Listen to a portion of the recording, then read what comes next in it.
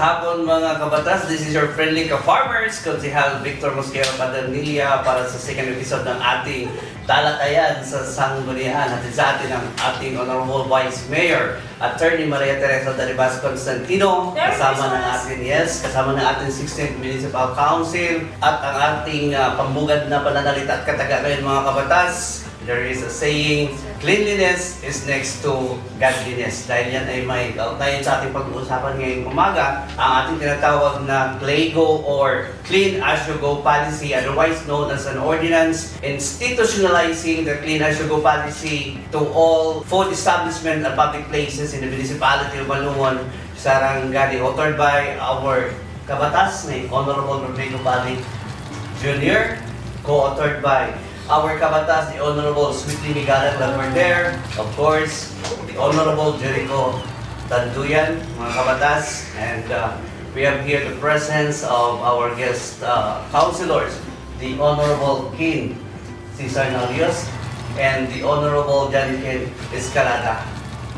And of course, we have also at the back yung mga mapupugi nating member ng 16th Municipal Council, the Honorable Erwin Asgapo and the Honorable Romel Victoria. So ayan, napakapalad natin ngayong hapon na ito mga kabatas dahil kasama pa rin natin to guide us in our talakayan sa Sanggunian ang ating butihing Vice Mayor, the Honorable Vice Mayor, Attorney Maria Teresa Daribas Constantino. Thank you, thank you. So, sinasabi ko na nga, pag-usapan natin ngayon all about the CLAYGO policy of the municipality of Malungon, authored by the Honorable Rodrigo Bali Jr. From the author himself, for the benefits of our viewers and listeners, of course, ultimately our constituents here in Malungon, as the primary author of the said enacted policy or ordinance, can you briefly explain to our viewers what is this CLAYGO ordinance is all about? Ano ba talaga itong CLAYGO? Alam mo, katatapos nung anniversary, July 15, Yes. nagkaroon ng maraming basura sa daan, sa tindahan, tsaka yung sa isang kinarina. Kaya nagkaroon ng idea ang ating mayor, tsaka vice mayor, ano kaya maggawa tayo ng ordinance na makontrol natin itong mga basura. Kaya nagkaroon tayo ng Clean As You Go ordinance. Pag na-implement na ito, karoon talaga na zero waste sa paligid natin. At isang importante pa is, yung mga tao dito sa Malungon, magiging well-informed, ma-educate na yung kalinisan pala sa kanila nag-uumpisa. Yung mga food establishment, sa pag-implement itong ordinance ito, maglagay sila ng mga signages, Clean As You Go. Tapos, mag-provide sila ng trash bins. Yung trash bins, hindi yan isa, kundi yung in line with the national law, solid waste management. Ibig sabihin, segregated na kaagad. Yun naman sa mga public places like park, sa daan, saka yun sa mga gym natin, pag may mga big events dyan, the LGU will provide you a trash bin. Para doon sa mga public areas, Yes, common oh. public areas, lagyan ng trash Trash bin. bin. Yun naman ang part ng LGU. Yes. Sa sunod na generation, magiging socialized talaga. Yung mga bata, ito ang inumpisa ng mga matatanda, conscious na sila sa cleanliness. Katulad nung nangyari sa Japan, gusto yung malaman, kahit doon ako galing magulang. Let's tell us more about your experience in Japan. Okay, thank you. Ewan ko lang kung yung dinalan sa amin ng tourist guide, yung malinis na. Pero sa kadaming tao, for example, yung sidewalk, sa isang gulang is mga almost 5,000 na tao. Kasama kami doon. Kahit na isang rapper o hindi, wala akong nakita.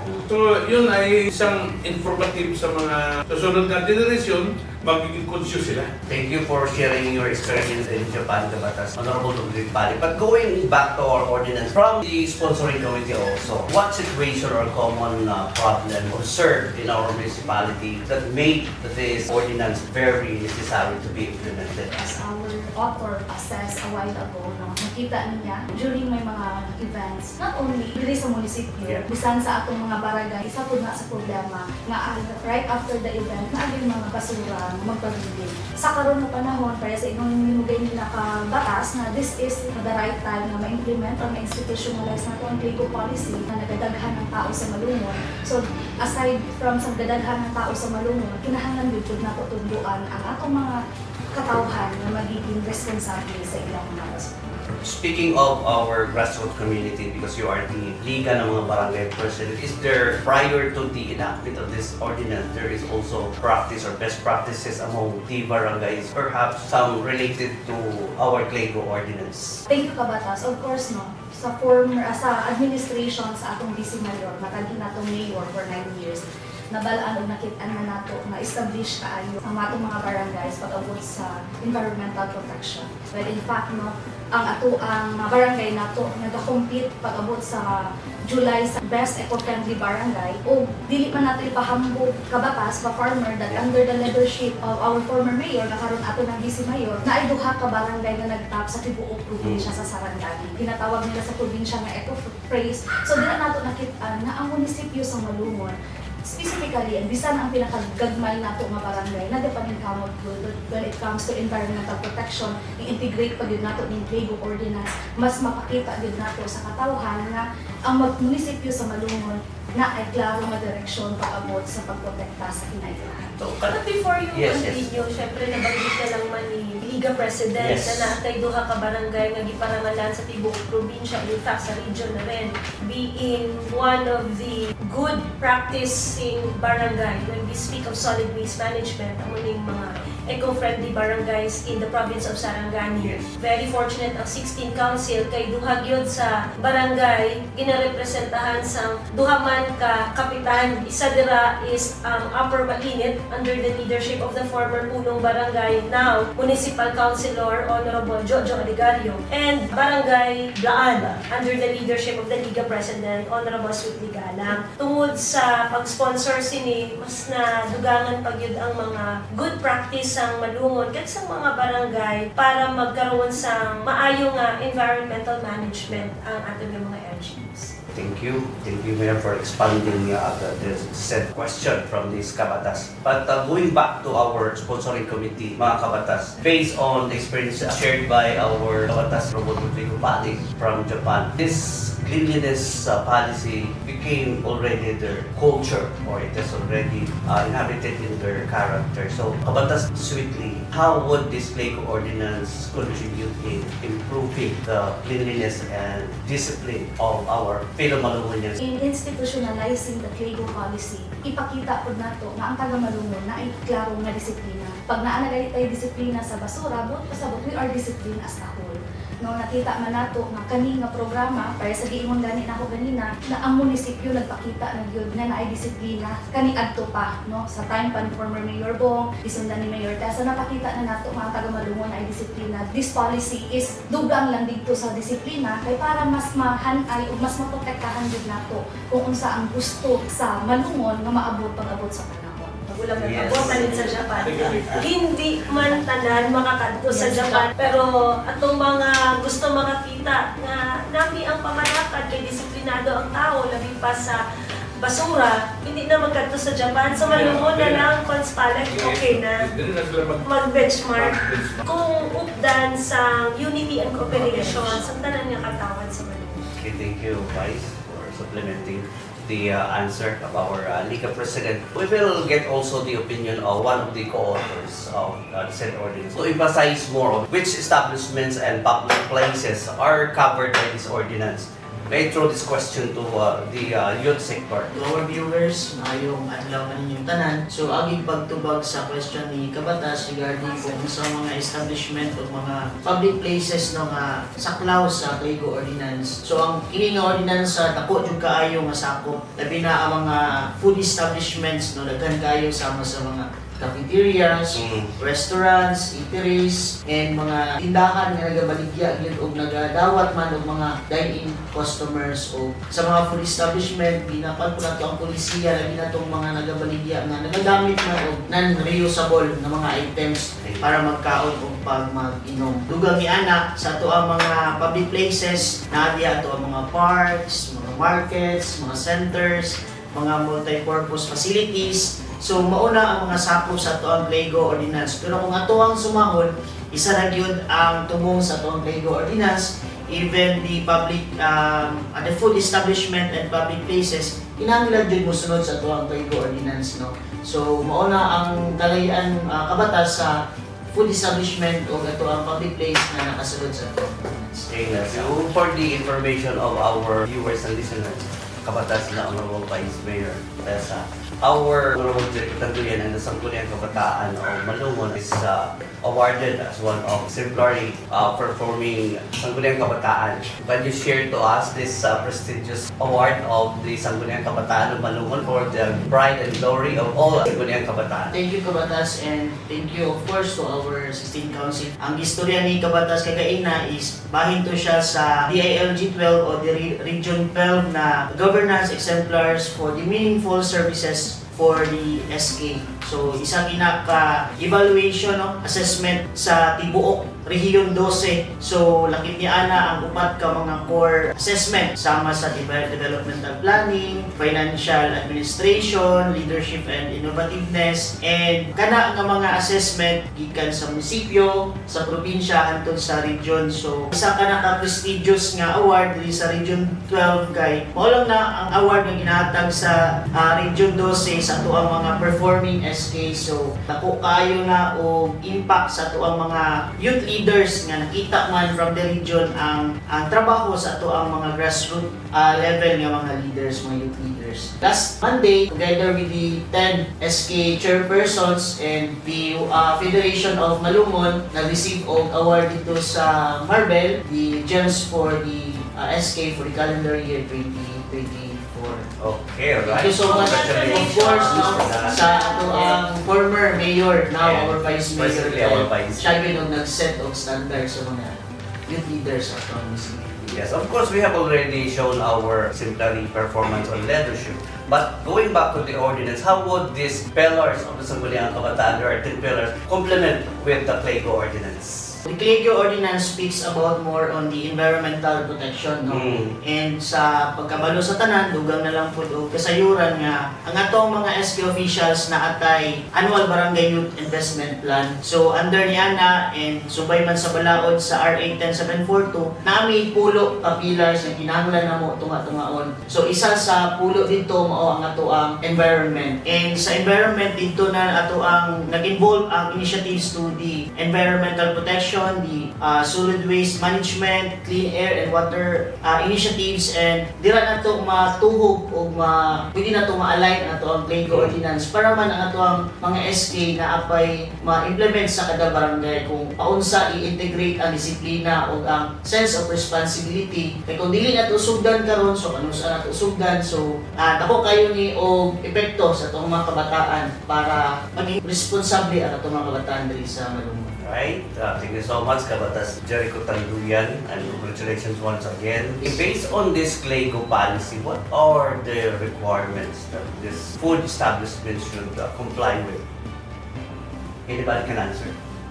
Yes, Kabatas. Of course, ato ang pag-iitan nga Vice Mayor Tessa, Constantino sa mga kabanan, sa tanan nga taga Malumon, maayong adlaw sa atong tanan. And of course, regarding sa question ni Kabatas, as to the requirements of this Clayco Ordinance for the owners of the business establishments, of course, ato diri sa Malumon na atay mga night market, no? Sa Barangay Banate, diri sa poblasyon, o sa Barangay Malandag. Example lang na siya, no? So, kinahanglan mag-install sila sa mga signages, no? Sa kanay nakasulat nga clean as you go or the Clayco, no? Nga signages nga kinahanglan visible sa ato ang katawhan nga nag-patronage sa ilahang negosyo. And then, i-promote po nila, no, ang paggamit sa kaning reusable and recyclable nga mga materials, no, sa ilahang dumala sa ilahang negosyo. Of course, they must designate, no, an depository area sa tanan nga mga trays, no, kung naay mga pagkaon dito ipangbutang ang mga trays, no, kung magkaon ang ato ang mga consumer. And then mag-provide po ang ato ang mga business owners or establishments, mag-provide sila appropriate garbage bins, no, nga nakasumala, no, sa gi-require sa atong solid waste management, na ito ang biodegradable, dito ang mga residual waste, recyclable materials, and of course ang mga hazardous and special waste, Kabatas. Okay, thank you, Kabatas. That is on the part of the food establishment. How about the role of customers or diners in the effective implementation of this Clayco ordinance to improve also the customers or the diners' attitude towards cleanliness and discipline in our municipality.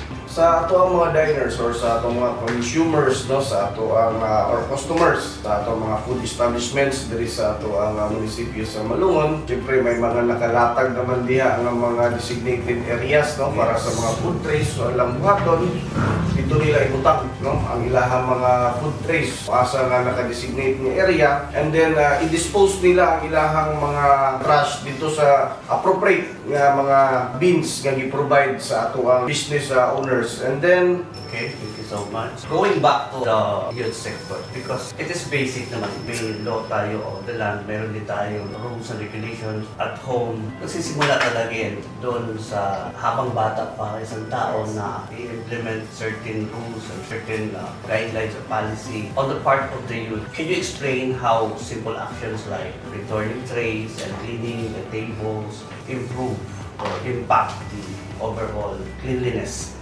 of our town? Ang pagbalik sa mga trays o paglimpyo sa mga tables, kung atong isipon, simple rin yun kayo, pero ang epekto ana sa atuang munisipyo, dako kayo ang impact. Sa youth sector naman kabatas, very essential talaga na tudluan gyud ang mga kabataan nato karon sa kini atuang Pliego Ordinance paunsa maging responsable ng kabataan, and pinaagi niani ang atuang mga adults man maging role model pod sa atuang kabataan nga for the next generation matudluan nato sa bagani sa gingon ni Konsyal Palek na nindot jud kaayo kung ang atuang lugar limpyo. So layo ta sa mga peste, layo ta sa pollution, layo ta sa bad odor, labi na sa atong health hazards. Very correct. Kabatas na Jericho Rosales pa.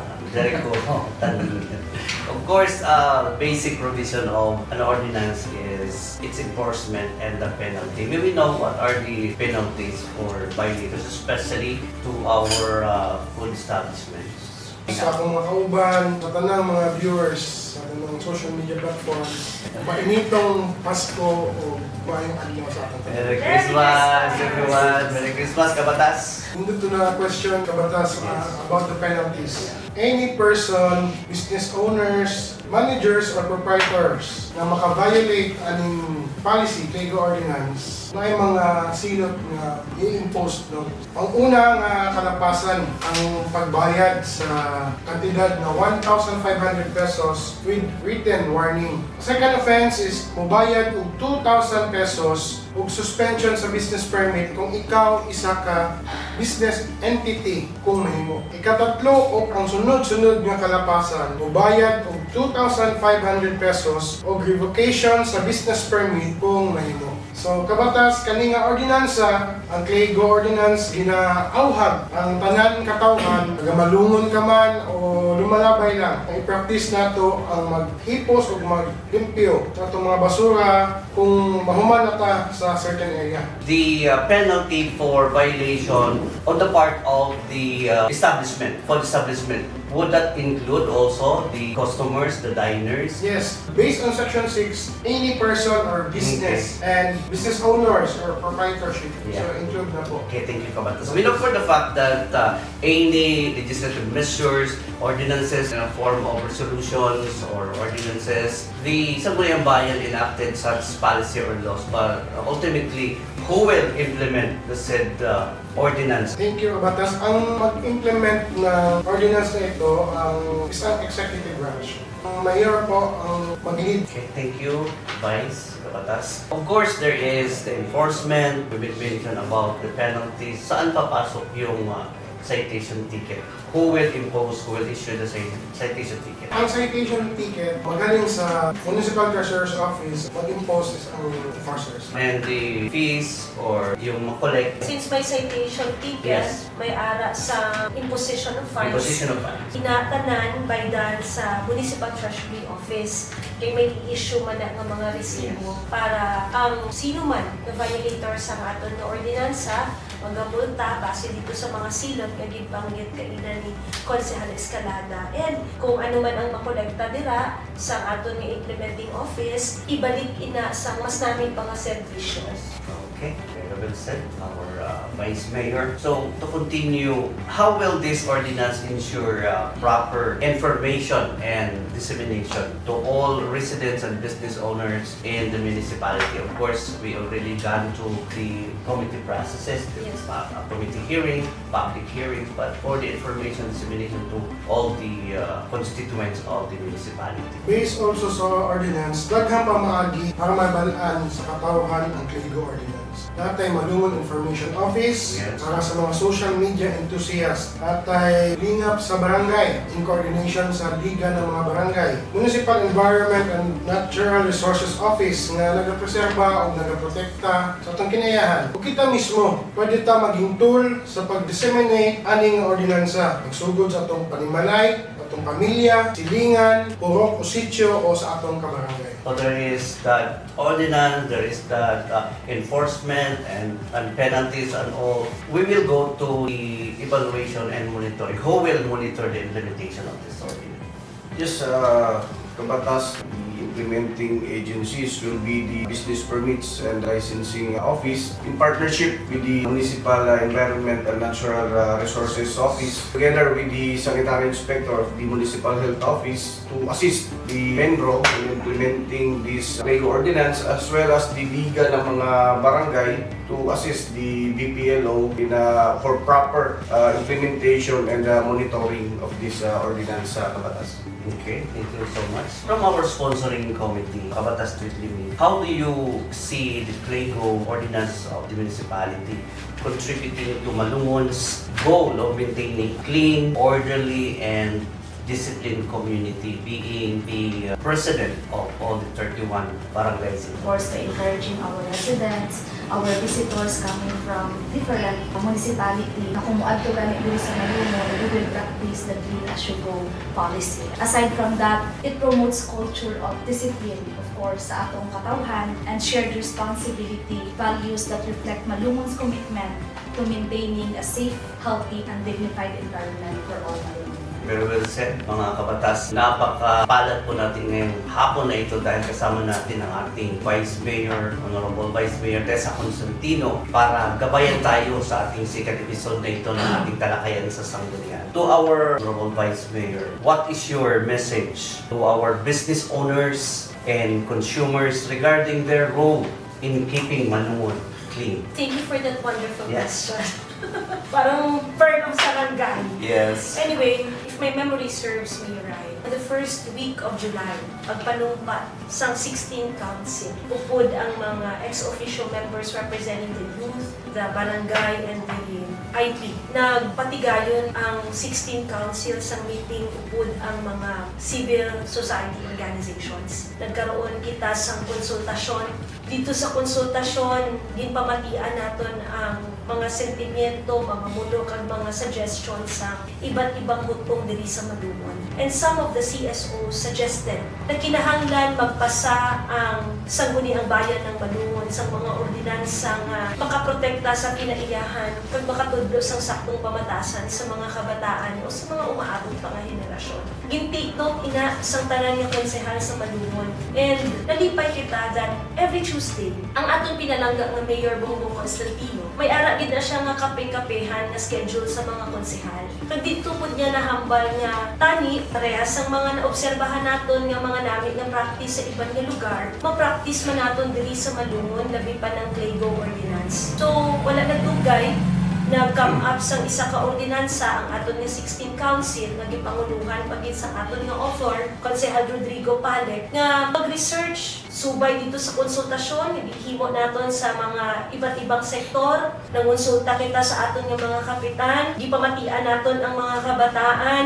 nag-istorya pud kita upod ang aton nga IP mandatory representative kung tama na ba ang timing para sa paghimo sang isa ka clean as you go ordinance. Kay damo sang gaplano pero wala sang mahimo nga ordinansa, kay budlay siya i-implement on the part of the executive branch. Kay unahon po gid ang pagdisiplina sa aton nga mga katawhan. Pero diri sa Malungon nakilala kita nga may ara sang behavioral change ang mga tao. Yes. Mugani nga nakilala ang Malungon nga pinakauna nga ZOD compliant municipality. So wala rason nga hindi ini matuman inyong Pliego Ordinance. So during the deliberation, naistoryahan naton ang mga concerns na pasa ginsuportahan sang tanan nga konsehal sa 16 Council.